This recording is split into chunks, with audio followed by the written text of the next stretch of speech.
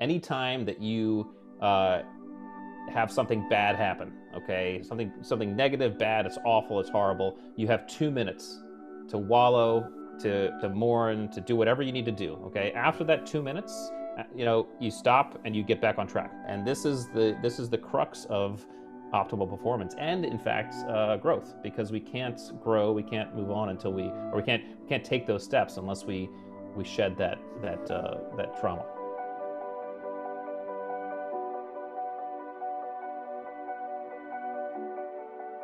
Hey, welcome back to Max Out, everybody.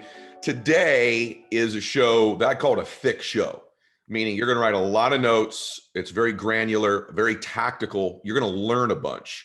The reason you're going to learn a bunch is I have a very uniquely qualified man to visit with you. Rich Diviney was a Navy SEAL, but he was also, and I can't say what group he was a part of, but let's just call it a very elite group of SEALs without using the name. And Rich was in charge of selection process and also human performance. So you talk about an elite group like that, and then, understanding the attributes required to perform at that level, and then the teachings. And so he's also got a book out right now, ironically called The Attributes, that cover these very, very things. And we're going to get in depth with it today. So Rich, welcome to the show. Thanks for being here. Thank you, Ed. It's an honor to be here. So thanks for having me. So I got to tell you, it's an honor for me, and I'm going to learn today too with you. And I told you, off camera, I can endorse your work because many of the things I've taught, you've just been able to apply them in scenarios that I can't even imagine in your life. So first things first, I talk a lot about peak performance. You make a distinction in the book between optimal performance and peak performance. So any of you listening to this that are leaders of groups, or just, want to perform at a high level consistently, I think this distinction is really powerful. So give us the difference. Yeah, absolutely. And it really came to me as I left the military, and people were asking me a lot about peak performance. And what I realized was I wasn't comfortable with the term in defining what Navy SEALs or spec operators do. And the reason is because peak is, at least to me, peak is an apex, and it's an apex from which you can only come down. And it usually has to be planned for and prepared for and scheduled. So, for example, the professional athlete or the NFL player, uses the entire week to prepare and plan to peak for 3 hours on Sunday, right? And so it really didn't apply to what we were doing every day, because when I thought about, for example, myself in some combat situations, or even SEAL training, when you're freezing in the surf zone, there was nothing peak about my performance, right? We were just kind of moving through. And so I really started thinking about it in terms of optimal performance. Optimal performance is really what's the very best I can do in the moment, whatever that best looks like, right? So sometimes that best looks like peak, and it looks like flow states and everything's clicking, right? Other times that's like, hey, I am head down and I'm just taking step by step, and that's all I got, right? And it's dirty and it's gritty and it's muddy and it sucks. And that's really, in my opinion, it's not only spec ops. I try to take all the stuff I learned in spec ops and apply it to life, but that's really what life is. I mean, life, it's unrealistic and probably unhealthy to try to peak at all times during life. It's just not going to happen, right? So optimal performance allows us to be comfortable with this modulation and be comfortable with the fact that sometimes if you're just head down, just taking step by step, just grinding it out, that's okay. You're actually performing the best you can, right? And I would say COVID, 2020 for all of us, I would imagine that most of us in 2020 didn't say that we were performing at our peak for most of 2020, right? We were doing the best we could, and it's really just a more realistic, more practical way to think about performance, I think. That's real world stuff. As I reflect on it, I think about the most successful people I know, or the people that perform at a high level. Really, the key is they do it more consistently than other people. They do it under pressure, which we're going to talk about in a little while as well. Right. Whether you're an athlete or a dad, it's under pressure. How do you perform? How do you respond to certain conditions? So you were in charge of the selection process, and you make a distinction in the book. And by the way, when you're listening to this, everybody, these are attributes you wish to embody if you're going to be happier and a higher performer. It's also attributes you want to find in people you want to surround yourself with as friends, as associations, colleagues, business partners, etc. You make a distinction, though, that's awesome between skills and attributes, because this is something I think most people discount themselves. Well, I don't have the incredible natural talents or skills, so I'm discounted from performing at a high level. He makes the case, guys, in the book, SEALs are regular guys. And I have to say, I've got to know a few, and I don't know that I disagree with that necessarily. I think there are extraordinary things about a few of them, but I tend to agree with you as an outside observer. So what's the difference between skills and attributes? Yeah, it's a distinction that I had to make when I was running the assessment selection, because our particular program, we were bringing in very experienced SEALs, and we were putting them through our process, and we were still getting about a 50% attrition rate, which is natural and okay. But the problem was we weren't able to effectively articulate why. And we weren't able to say why to ourselves to be comfortable with that. We weren't able to tell our senior leadership why, but most importantly, we weren't able to tell the candidates why they weren't making it. And these are guys who are coming in. They were kind of all stars and rock stars, and to be able to not to be able to tell them something like, well, you couldn't shoot very well, or you couldn't do this very well, it just didn't seem to fit right. So I had to really break it down, and to in a very general, basic sense, skills are not innate. They're not inherent to our nature, right? None of us are born with the ability to ride a bike or throw a ball or shoot a gun in the military sense. Um, we can be taught them. We can sometimes sit down in a class and learn them. They direct our behavior in known situations. So here's how and when to ride a bike, throw a ball, shoot a gun. And because they're visible and because they're set up that way in kind of steps that you can learn and teach, they're very easy to assess, measure, and test. And this is why most teams, especially business teams who are kind of putting together dream teams, make the mistake of focusing only on skills, the best salesperson, best graphic designer, best marketing, whatever it is. What the problem with skills is that skills don't tell us how we're going to operate when things go south and sideways and the environment turns completely uncertain, right? Because you can't necessarily apply a known skill to an unknown environment. This is where attributes come in. Attributes are innate, right? All of us are born with levels of adaptability, of situational awareness, of discipline, of resilience, right?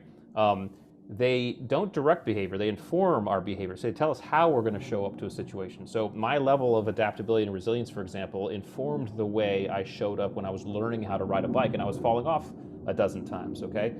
Because they're hidden, though, and because of their background, they're very difficult to assess, measure, and test. And the most visible and visceral environments that you can see these things are in environments of challenge, uncertainty, and stress, which is why the laboratory I had, which was SEAL training, and whether it's basic, whether it's BUDS or the SEAL training I was running, it's all about throwing guys into challenge, uncertainty, and stress.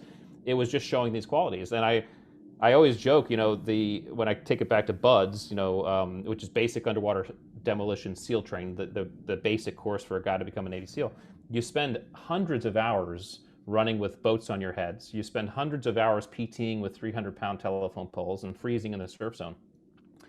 And over a 20-year career, I've been on hundreds of combat missions, and I've done thousands of training evolutions, and never on any one of them did I carry a boat on my head or a telephone pole on my shoulder, right? So what they were doing to us in BUDS wasn't training us to be a Navy SEAL, right? It wasn't teaching us the skills to be a Navy SEAL. What it was doing was just teasing out these attributes. It was seeing if we could do the job, right? And so this is where we have to start thinking about making distinctions when we're putting together teams, and even in our own performance. Our performance, especially in challenge, uncertainty, and stress, is driven by these attributes, and that's really important to know. Well, I think also when I hear that, I think of so many things. I think of even with our own children. And we're always evaluating their skill set, but if they're really going to be flourish in their life, why not help them identify what their giftedness or attributes are, from what you call it? Then I'm thinking of all the people I've recruited into the different businesses I've had, and I think you get these people with these perfect skills, perfect background. You're like, they're going to just crush this. They're such a great speaker. They're going to be great in sales, except you don't know how they're going to respond under pressure. That's right. Failure, and it's these attributes. And I have seen people with, frankly, far lower skill levels with exemplary attributes long-term have this optimal performance. I always use Tom Brady because people think I'm a whack job, but I think of Brady, not tremendous skill set, but some of these attributes that you write in the book, I was actually thinking of him from an athlete standpoint. Yeah. Give us a little bit of a gift. There's 25 of them in the book, guys. When you were selecting, and I'm sure all 25 were important, were there two or three that really were requisite or stood out that were, you really looked for in people? Because I don't want to give away the entire book. Yeah. But what are a few of them that you could share with us that are attributes that are they're almost mandatory for optimal performance? Well, so first, so I'll answer that question because I know people are curious. But the first thing I want to caveat is that the list of attributes to be a Navy SEAL is going to be different than the list of attributes required to be an athlete or a salesperson or a teacher or whatever, right? So that list changes. So it's incumbent on you as a team leader or a leader, if you want to understand what attributes you need for your team, to figure out what that list looks like. Sure. And this is how we also position ourselves properly in the environment, right? Sometimes some people have a better makeup for being a nurse than they have for being a Navy SEAL, right? And that's because of the attributes they come to the table with.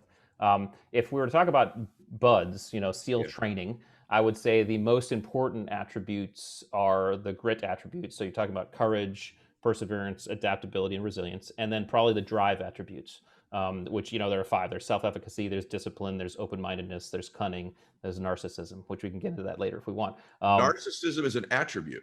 Narcissism as an attribute, yes. Okay, no, you're not doing that later. I got to know this. That's fascinating to me. Yeah. Cunning and narcissism. Just give me a little flavor, then you go right back into that. Absolutely, yeah. So, and it's the most asked about one anyway, which is good. It was probably one of the most fun to write. Let's start with narcissism. Narcissism is obviously a pejorative word, and narcissistic personality disorder is a bad thing, right? The DSM-5, which is a psychology Bible, will state 9 criteria, which will define. I think if you have 5 or more, then you have narcissistic personality disorder. However, when you read those 9, what happens is, when I read it, I was like, wait a second, okay, I don't have that, but sometimes I kind of have a little of that, right?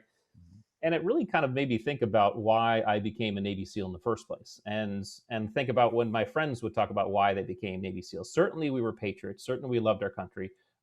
But we just kind of wanted to be badasses, and we wanted to see if we could do something very few people could do.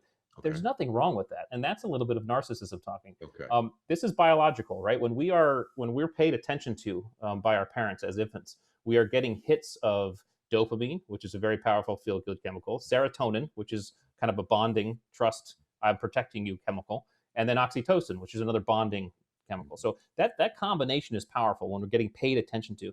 This translates to adulthood. All of us, to some extent, want to at some point feel special, feel loved. Want to be paid attention to. Okay, that's a natural thing. And if you have an audacious goal to be a rock star, a Navy SEAL, an entrepreneur, very successful, to stand out, to be special, there's nothing wrong with that. That's a little bit of narcissism speaking, and it can drive you. And that's why I put it in.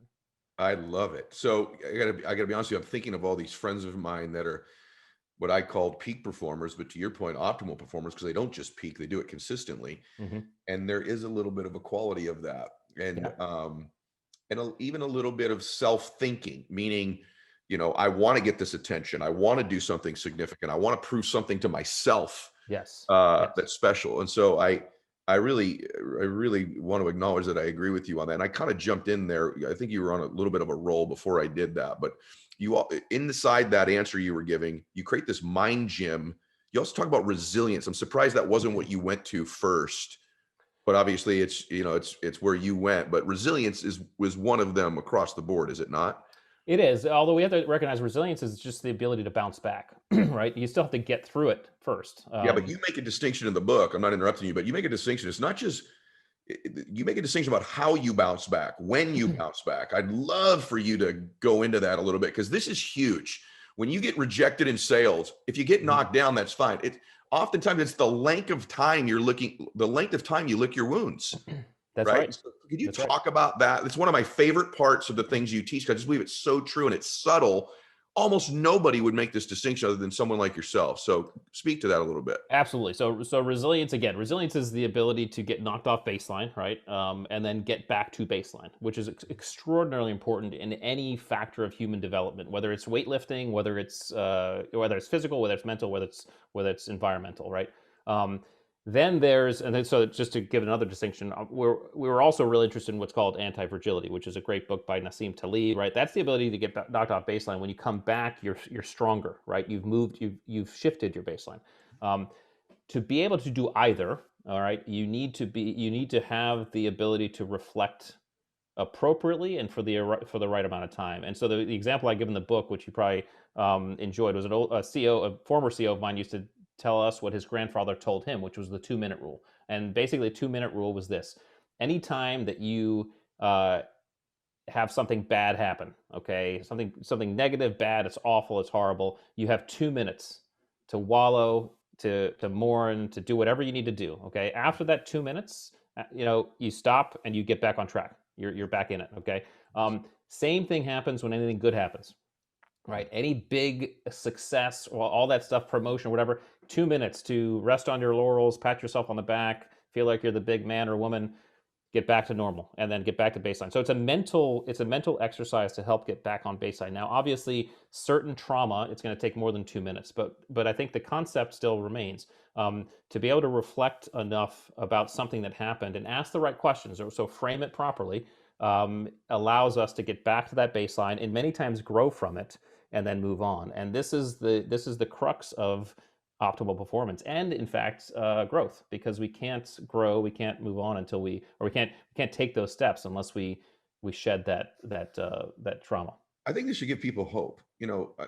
I think some people think they're weaker than they are sometimes. They're like, I get knocked down. And guys, this is a guy who led and selected the biggest group of badasses that walk the planet. He's saying they get knocked down. The question mark is, can you get back to baseline, or an anti-fragility? Can you get even better than baseline? And there is a time factor. Mhm. So those of you that are knocked down or get knocked down, you need to begin to evaluate how quickly this 2-minute rule, and however that manifests itself for you, because we all do. But I do feel like, and I would say I don't have a lot of attributes, but one of mine has been the pace at which I get back up to baseline, or then eventually exceed it. And in Mind Gym, what you created, I guess, in the SEALs, Mhm. it sounds to me like you believe resilience can be developed and built, that it's, even though it's an attribute, it can be expanded. True or false? And how do we do that? Absolutely true. And so the idea is develop a working relationship with our brain, which was really the kind of the goal of the Mind Gym, was to help guys begin to figure out this gray matter between their ears and try to access that, and more proactively use that, gray matter. Because again, we're just from a basic standpoint. I mean, and our nervous system, which is, it's all connected, which we all know. But the sympathetic response versus the parasympathetic response. This is active doing something versus recovery. Recovery is one of the key elements required. In fact, probably the key element required in any type of resilience or anti-fragility. You have to take time to recover. We know this intuitively. When you lift weights, you tear the muscle, right? The only way you grow muscle is to rest. Okay, Right. if you lifted the same weight every day, you just keep on tearing. You'd go into entropy.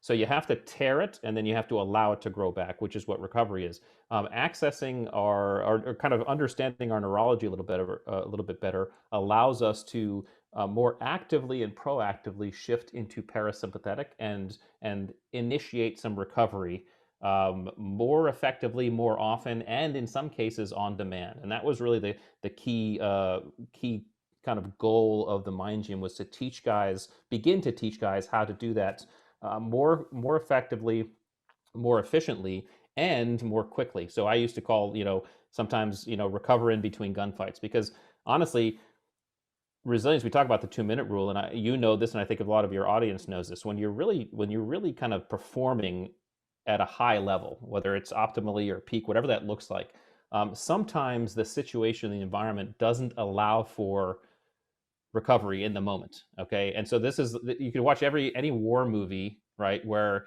the guy's next to his buddy gets shot, and you'd spend the next 2 minutes while the guy's, in the movie, is crying over his buddy and mourning. All that doesn't happen in the real world. You don't have time to mourn. You have to win the gunfight, right? Which means it's incumbent on us, and obviously combat's an extreme case, but it's incumbent on us that if the recovery is not available in the moment, you have to make it a priority later. All right. So if you're in the moment and something bad happens, and you're just like, okay, I got to block that out, and I'm just going to Yeah. move forward and make this. I got to finish the mission. I got to win the fight, finish the mission.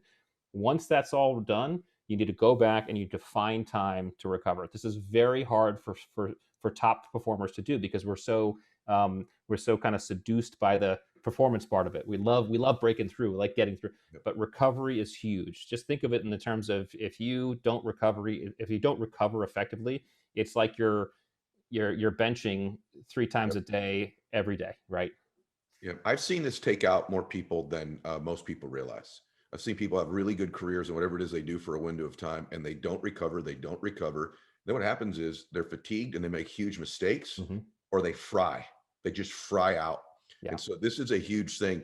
By the way, I don't know that we've done an interview that in 20 minutes has had this much stuff in it this quickly.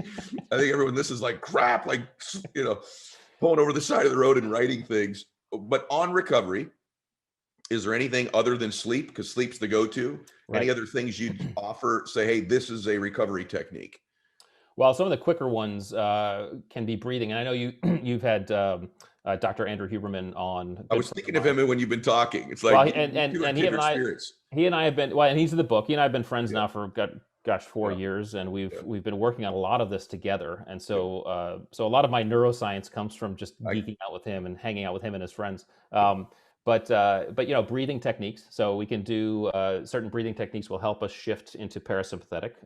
There's vision techniques, which Huberman talks about. Open gaze, for example, real fast way for your audience. Open gaze is just it's different than focusing. Instead of focusing on something in front of you, just go soft and start noticing your peripheries, right? That open gaze has been proven to start shifting your nervous system into parasympathetic and start going that way. So those are some micro techniques.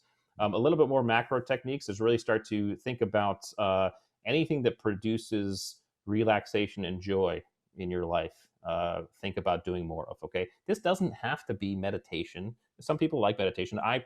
Meditation I find difficult personally, and so I had to find different ways. For me, my meditation is I go running. I go running in the woods here in Virginia. I don't wear headphones. I don't time myself, and I just think, and I just let my mind wander. Right, that is recovery for me. Um, uh, Visualizing is a hugely powerful technique because the brain, if you visualize correctly and deeply, the brain doesn't recognize the difference between real experience and visualized experience. So you can create the same neurotransmitters and hormones that you would in the real experience just through visualization. So, for example, I have two boys. They're teenagers now, but when they're babies, they used to nap on my chest, right? Such a wonderful feeling as a parent just to have your kid sleeping on you.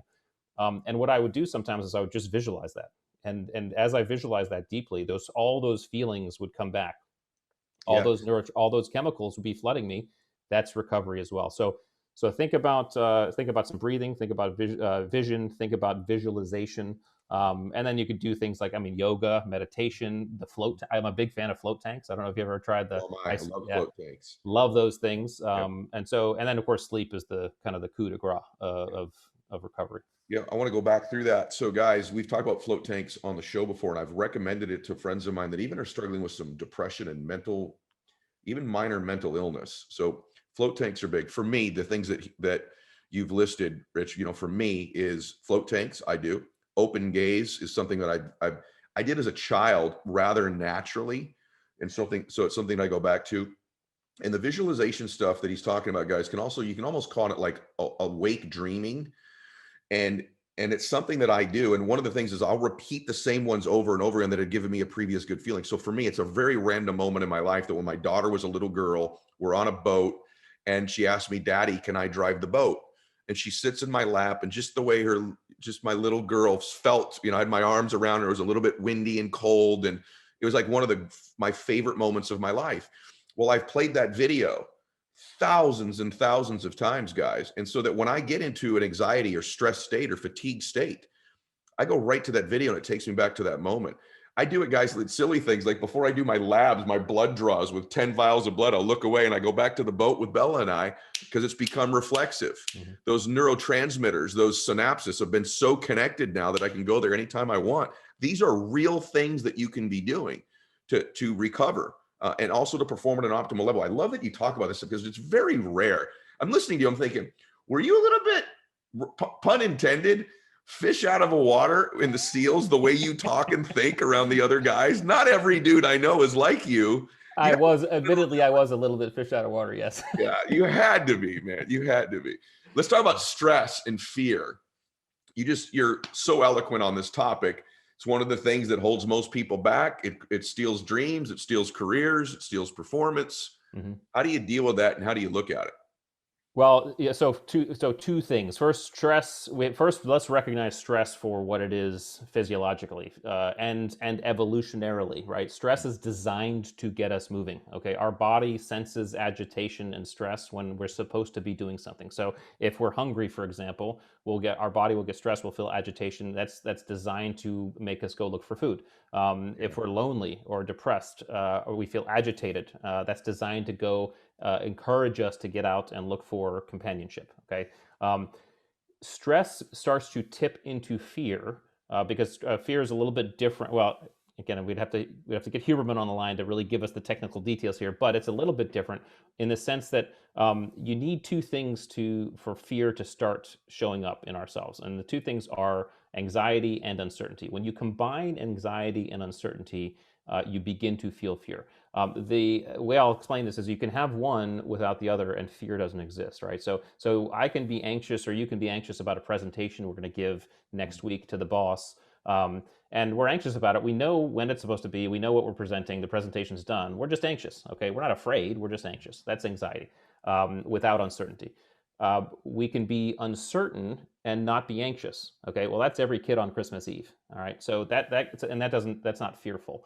When you begin to combine the two, when you have anxiety and uncertainty, in other words, we don't know the outcome, we just don't know what's going to happen. That's when fear starts to kind of show up. That's when the amygdala starts to get kicked in, and when that happens, our brains start moving into this fight or flight choice. Okay, if it kicks in really fast, then it's an autonomic response, and we've heard of fight or flight without thinking, right? You're either running away or running towards. But most of the time, a lot of us have a conscious sense and a kind of a way to think through this. The neat thing, though, about fear is that if you choose either one, so there's fight or flight. There's the freeze response, but the freeze response really ultimately is just it's an oscillation between the two. It's kind of I'm trying to decide what to do. Either one that we choose is going to fire off a different circuit in the brain. If we choose to step into our fear, if we choose to fight, which is really step into our fear, it's not put up our dukes and punch, right? But it's step into our fear. That flips the circuit in our brain, and we get a dopamine reward for doing it. All right, which means it feels good, which means keep going. This is good. Now, this is by design. Human beings are exploratory endurance creatures. We were meant to go out and find new food, new shelter, new discoveries, right? And so we were meant to step into the unknown and do that. Our bodies were designed to encourage us to do that as every step. That dopamine hit is really powerful because it helps us say, "Hey, this is good. Keep going." People often make the mistake of thinking the dopamine comes at the end of the task, when you get the outcome, when you finally get there. That's not true. We can actually get it every step of the way.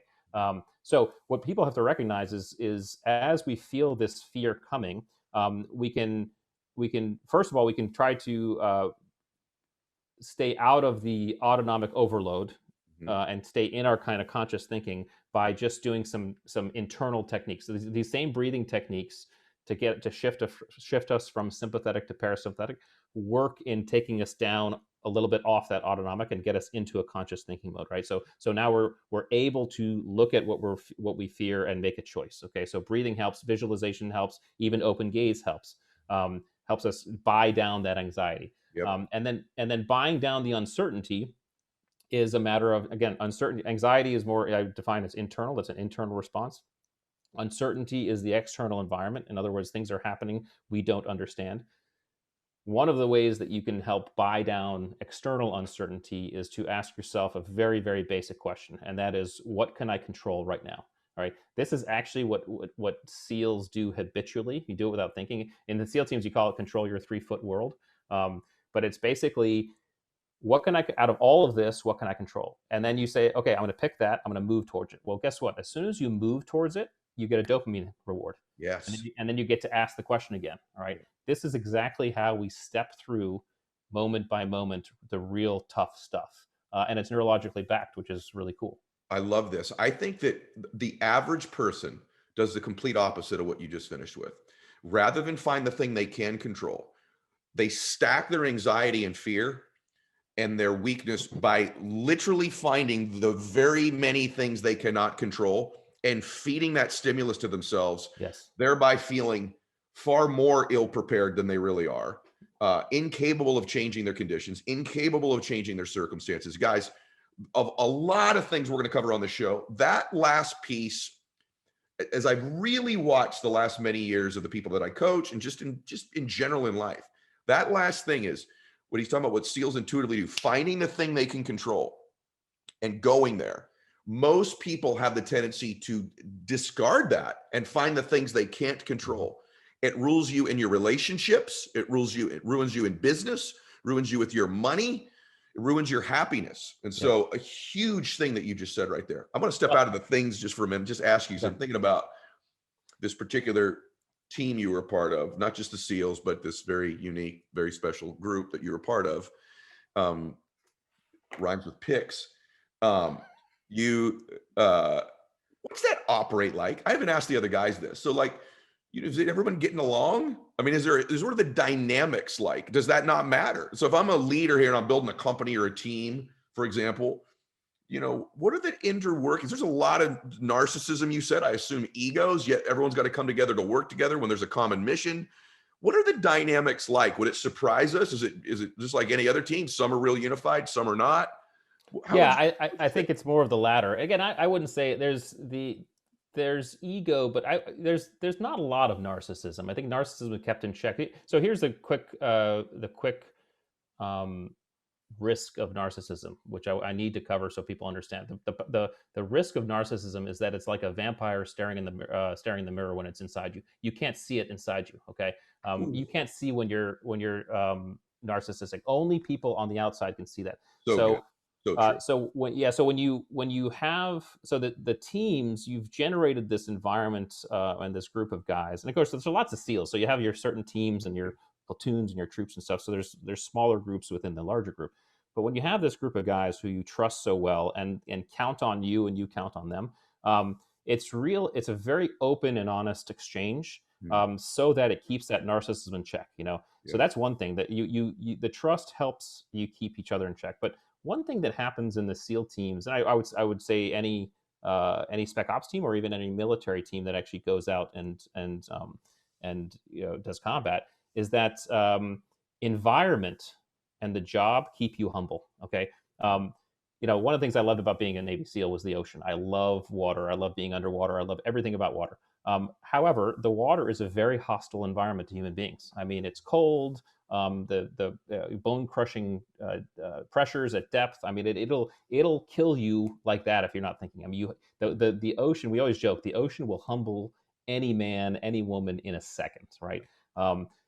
That's a way to keep humble. A bullet. I don't care if, and this is something I used to talk to my guys about. I mean, it could be a 9-year-old Somali kid with an AK-47. One bullet can take out a 36-year-old experienced Navy SEAL, top operator on the planet. One bullet, right?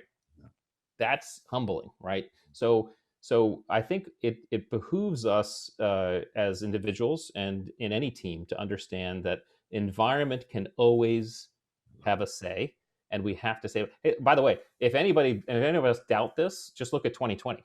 Right. I mean, 2020 humbled all of us, though. Who would have seen that coming, right? So I think that the teams now, of course, in any team, there are guys you like, there are guys you don't like. There's always a commonality though in the mission. There's always a commonality in the purpose, and there's a trust and respect for what people do and what you bring to the table. So I think that's really what's congealed everything. And one of the things I miss, the camaraderie. People ask me if I miss the job. I don't miss the job because obviously I'm 47 years old. You kind of age out of that stuff, and I was tired of deploying away from my family. I miss the times where we were like laughing hysterically, together, whether it was like in the middle of a combat zone or on a training mission or whatever. Those bonding moments is something very, very unique. That is probably one of the number one things I loved about those teams. Yeah, thank you for your service, by the way, and for doing that. We're all grateful for that, and that should be said. One thing I did hear in there was open and honest exchange. I think one of the things that happens that erodes a culture in a company or in a family is not open and honest exchange, not candor. There's whispering in the corner. There's conversations that aren't open. Yep. And people aren't exchanging honest opinions about where things stand and what needs to change. It's a huge thing. If you run a company or you're leading a family, you ought to ask yourself, how open and honest are the exchanges that we're having? because I think that has an awful lot to do. Obviously, the mission, all these other things are critical as well. But I would say most people don't have as open or honest exchange as what you guys were used to dealing with out of necessity. And I think some people don't understand how necessary it is in their business life. One more let thing me on just that. add on one thing, Ed, because I Yeah. think it's important, because this is going to surprise people when I say this. Navy SEALs, the way we do this is we're vulnerable.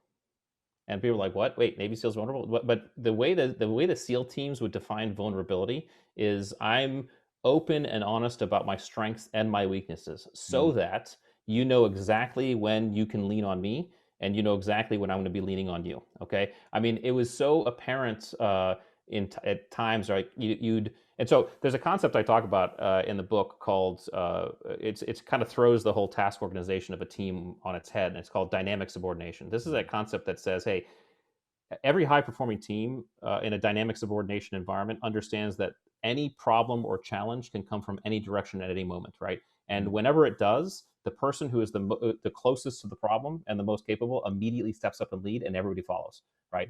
And that shifts like a flock of birds.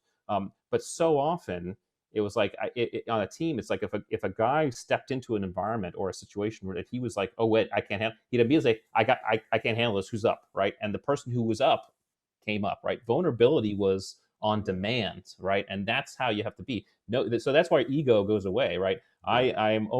I'm confident, but not egotistical, right? And I'm confident in my abilities, and I'm confident in my inabilities, so that I can share that with you and dynamically subordinate in these environments. Dynamically subordinate. What an ironic distinction, that one of the keys to the SEALs cooperating together is vulnerability with all these badasses. But I certainly understand it now that you've said it. One more thing I want to ask you. By the way, I just can't get over that we've gone almost 40 minutes now. I feel like we've gone 15 minutes. And thank you for being so willing. You know, sometimes someone's on a show like, well, you got to get the book. Yeah, you got to get the book. The more you share, the more people want the book. And there's really one question left, and then we'll finish with something, because I don't think enough people do it. And you talk about it in the book. I think the quality of our life and our performance is often linked to the quality of the questions we ask ourselves. And a lot of times, the repetitive questions you ask yourself were installed in the software program of your brain by your parents when you were very young, or by some traumatic event in your life.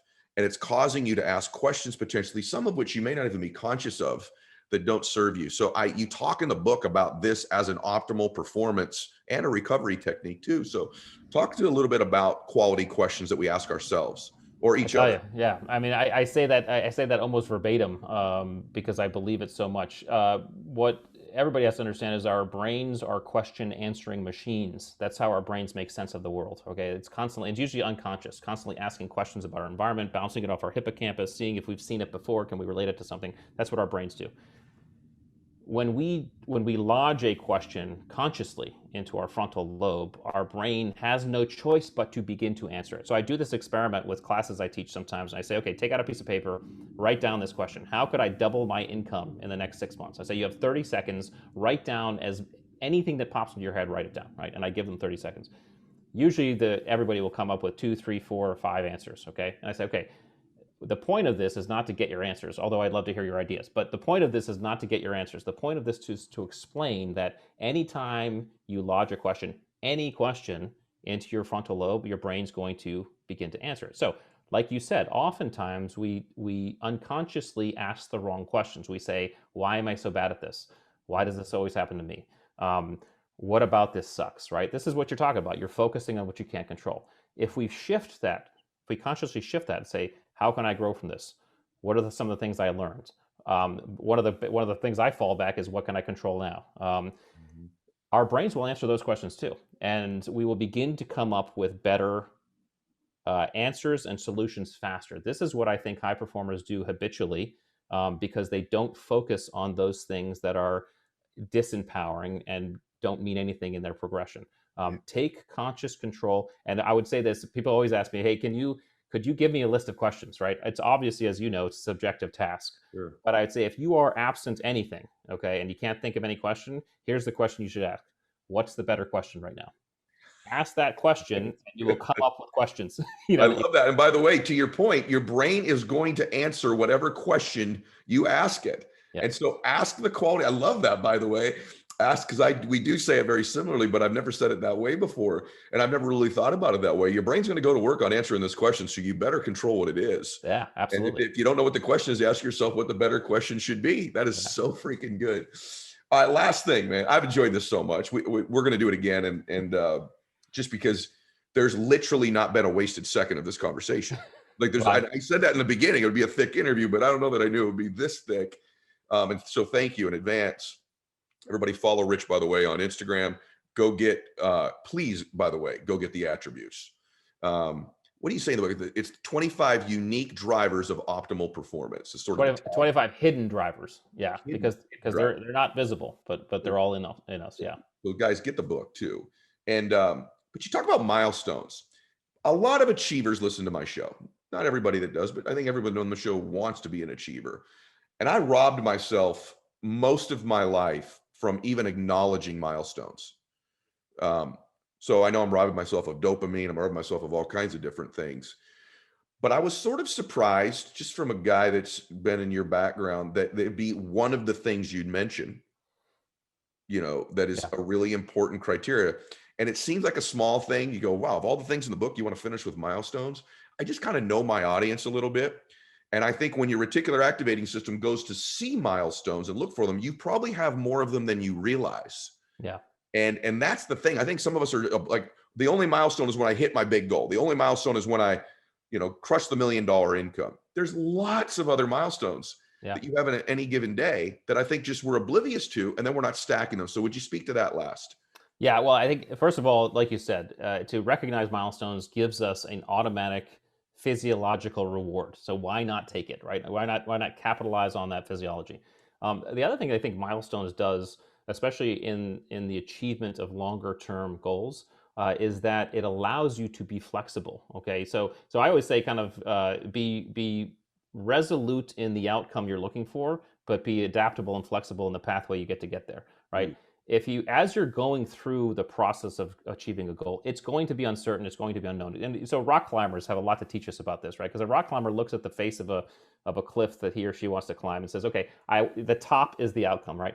But no rock climber is going to say at the bottom, I'm going to do that. They're going to start climbing, right? And they're going to adjust as they go, and they're going to recognize the knot holes and the footholds that they need to get. And oh, by the way, sometimes the best foothold that they need is actually going to be down, right? Which means sometimes when we're looking to achieve our goals, it's going to feel like we might be moving away from them because we're just getting to a better knothole. All right.